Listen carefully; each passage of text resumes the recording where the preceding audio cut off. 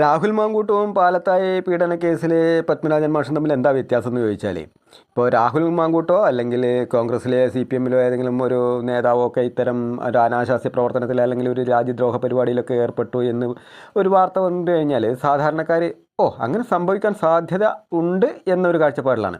മറിച്ച് RSSലെ BJPയിലേക്ക് ഒരു നേതാവ് അല്ലെങ്കിൽ പത്മനാഭൻ മാഷിനെ പോലുള്ള ഒരാളൊക്കെ ആണെങ്കിൽ അങ്ങനെ പെട്ടു എന്ന് പറയുമ്പോൾ അതങ്ങനെ സംഭവിക്കാൻ സാധ്യതയില്ലല്ലോ എന്നാണ് സാധാരണക്കാരുടെ അഭിപ്രായം വരുന്നത്. അത് എന്തുകൊണ്ടാണെന്ന് ചോദിച്ചാൽ, RSSൻ്റെയും BJPയുടെയും അച്ചടക്ക ബോധവും അതുപോലെ തന്നെ മറ്റ് രാഷ്ട്രീയ പാർട്ടികളുടെ അച്ചടക്ക ബോധവും തമ്മിലുള്ള വ്യത്യാസം എന്താണെന്ന് സാധാരണക്കാർക്ക് അറിയുന്നതുകൊണ്ടാണ്.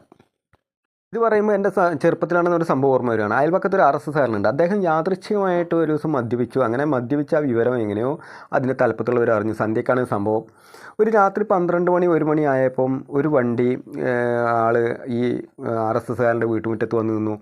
ഉടനെ അദ്ദേഹത്തിൻ്റെ കയ്യിൽ നിന്ന് ആ ദണ്ഡ, അതുപോലെ തന്നെ അവരുടെ യൂണിഫോം, അതിൻ്റെ സകല സാധനങ്ങളും അവർ തിരിച്ചു വാങ്ങി.